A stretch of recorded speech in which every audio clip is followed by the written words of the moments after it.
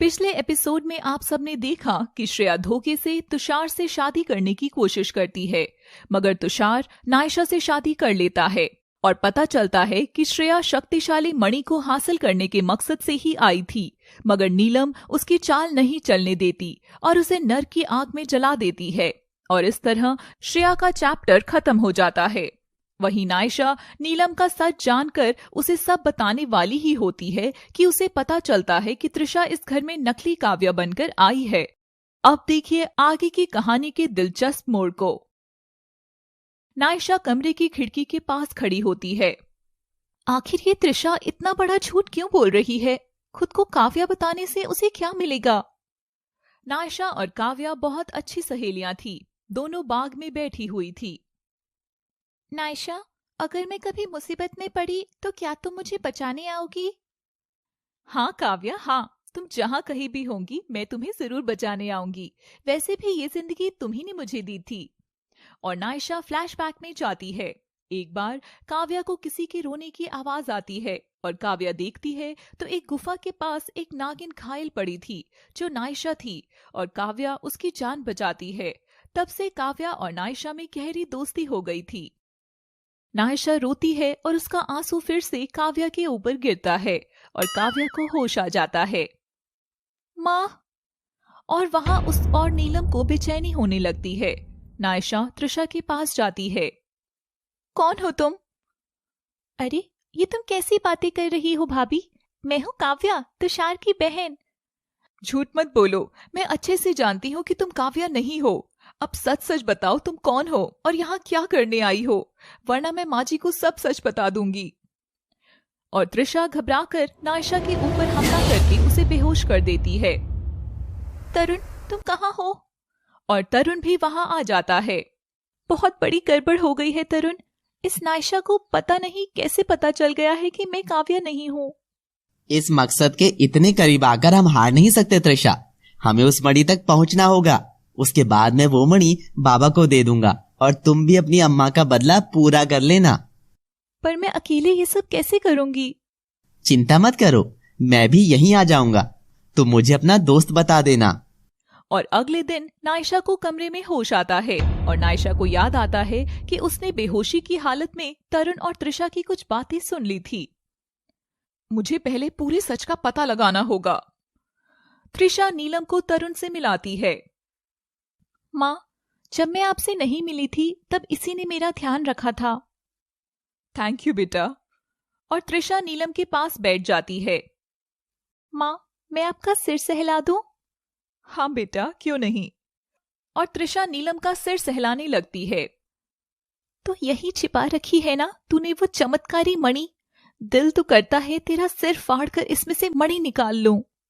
तभी त्रिशा के हाथ को जोरदार झटका लगता है। आह, ये क्या है? क्या हुआ काव्या?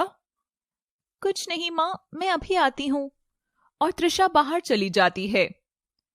मैं इस मणि को छू नहीं पा रही हूँ। ऐसे मैं इसे हासिल कैसे करूंगी? और त्रिशा अपनी अम्मा को याद करती है और अम्मा भी वहीं आ जाती है। अम्मा, आज वो मणि मेरे इतने करीब थी मगर मैं उसे छू भी नहीं पाई। अच्छा, तो ये बात है। मेरे पास एक योजना है। अम्मा कुछ बोलती है उससे पहले त्रिशा नागिन रूप में बदल जाती है। ये देख अम्मा घबरा जाती है। मेरे पास अब थोड़ा ही समय बचा है। मुझे जल्दी ही नीलम से वो मणि हासिल करनी होगी। और त्रिशा सामान्य रूप में आ जाती है। ये सब क्या है अम्मा? मैं नागिन रूप में कैसे आ गई? मैं तो आपकी तरह ही एक इंसान हूँ। नहीं त्रिशा, ये तो केवल छलावा है। किल्वेक्श बाबा ने तुझे कुछ ऐसी शक्तियां दी है जिससे तू नागिन होने का छल कर सके, क्योंकि काव्या भी एक नागिन ही थी। और त्रिशा घर लौट जाती है। फिर अम्मा भी भेष बदलकर नीलम के घर जाती है। नीलम दरवाजा खोलती है। जैसे ही नीलम दरवाजा खोलती है, अम्मा की नजर नीलम पर पड़ती है और उसे कुछ पुरानी बातें याद आती हैं। नीलम कुसुम के घर जाकर मस्ती करती थी और कुसुम नीलम के घर जाकर दोनों स्कूटी पर बहुत मजे करते थे और अम्मा की आंखों से आंसू झलक जाता है। अरे, आप रो क्यों रही हैं? तभी कनिष्क भी बाहर आता है। दरवाजे पर कौन है नीलम? कनिष्क को देखते ही अम्मा की आंखों में बदले की आग फिर से जल उठती है। ये घड़ी कमजोर पड़ने की नहीं है कुसुम, तुझे अपने साथ हुए धोखे का बदला तो लेना ही होगा। प्यार तो तू भी करती थी कनिष्क से, मगर तुझे क्या मिला? मौत और लुटेरों जैसी जिंदगी। कौन है आप? माँ, ये अम्मा है। इन्होंने ही मुझे इतने सालों तक पाला था। आइए, अंदर आइए। बहुत बहुत शुक्रिया आपका अम्मा, अब से आप भी यहीं रहिए। और इस तरह देखते ही देखते तरुण और अम्मा भी एक ही घर में आ गए।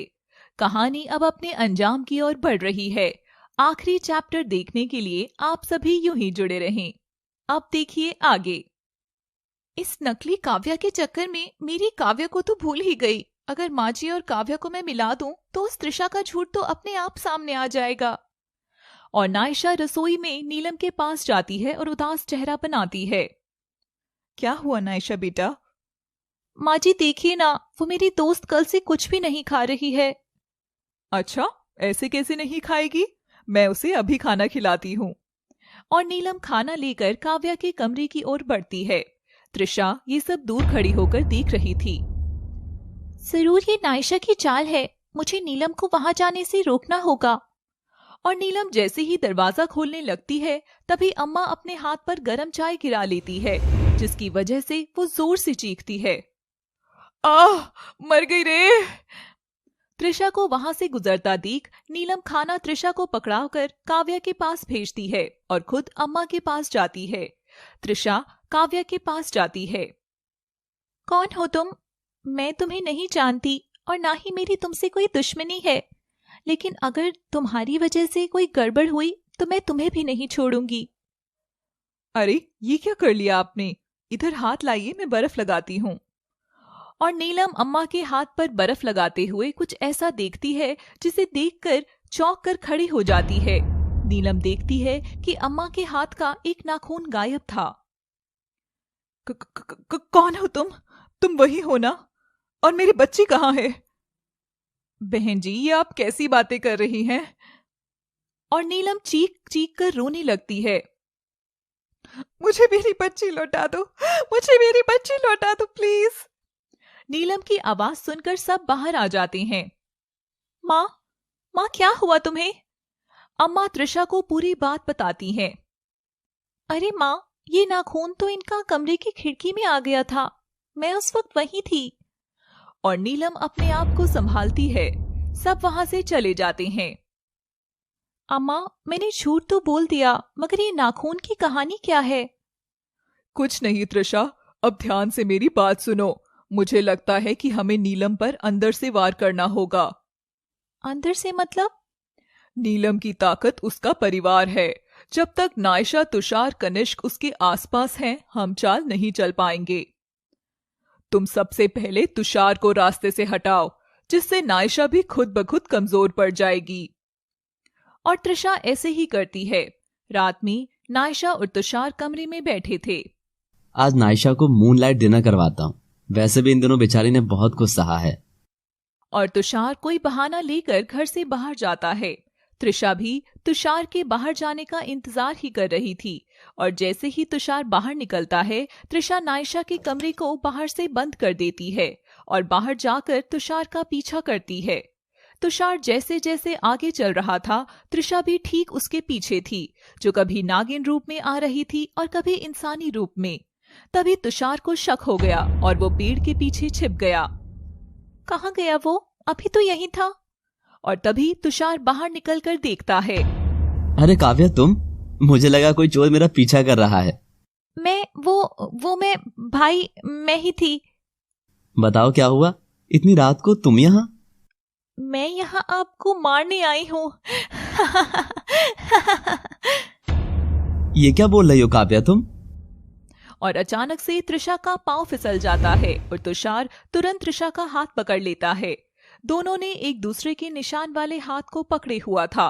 जैसे ही दोनों के निशान एक दूसरे के पास आते हैं, आसमान में एक जोर से बिजली कड़कती है और उनके हाथ के दोनों निशान एक होकर एक चक्र बना लेते हैं और वो बड़ा चक्र आकार एक भविष्यवाणी करता है। तो आखिर आ गई वो घड़ी जब तुम दोनों को एक होना था। त्रिशा, तुषार, अब तुम्हारा सच जानोगे कि आखिर तुम कौन हो और तुम्हारे इस निशान का मतलब क्या है। त्रिशा और तुषार एक दूसरे की ओर देखते हैं। इस चक्र के अंदर प्रवेश करो बच्चों, ये तुम्हें तुम्हारे काल तक ले जाएगा। और त्रिशा और तुषार एक दूसरे का हाथ पकड़े हुए उस चक्र में प्रवेश करते हैं और देखते ही देखते उस जगह पहुंच जाते हैं जहां कनिष्का और करण का खून हुआ था। अब देखिए हमारे आने वाले महा एपिसोड की कहानी में कैसे नाग नागिन की ये कहानी बदले की आग में जलकर इंतकाम के अंजाम तक पहुंचने वाली है। देखना ना भूलें नागिन season 4 final chapter only on anime stories. Thanks for watching. कहानी जारी रहेगी। कैसा लगा आपको हमारा आज का एपिसोड? हमें लाइक और कमेंट के माध्यम से जरूर बताएं। आगे के एपिसोड देखने के लिए सब्सक्राइब करें हमारा चैनल एनएम स्टोरीज और हाँ, बेल आइकॉन जरूर दबाएं ताकि आपको आने वाले सारे एपिसोड्स का नोटिफिकेशन मिलता रहे। New episodes only NM stories पर।